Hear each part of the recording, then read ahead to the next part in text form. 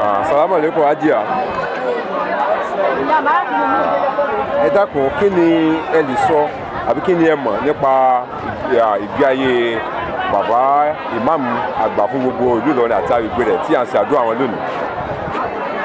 Ẹ̀kọ́ tí mo mọ̀ nípa bàbá jẹ́ ẹ̀dá kan tí wọ́n mọ oore, wọ́n dẹ̀ forí pamọ́. Wọ́n mọ oore.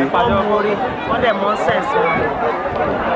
Mo rántí ọjọ́ tí Ìyálọ General of Nigeria wọ́n wá sí Kwara mi, ọmọ tí mo gbọ́ tí bàbá ránṣẹ́ lé bàbá láti fi ẹ̀mí ìmoore hàn pé aṣíwájú ṣe àwọn lóore.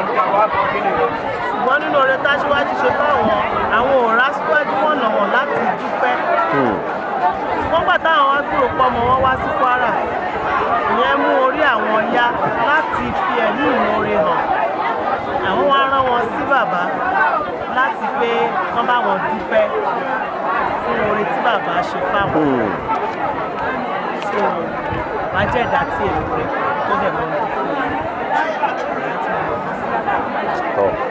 pẹ̀lú ìwà tí ẹ ti sọ nípa bàbá yìí, ẹ fi gba àwa tó kù tí a sì sẹ̀mí lórí ilẹ̀ nímọ̀ràn láti ṣe àwòkọ́ṣe.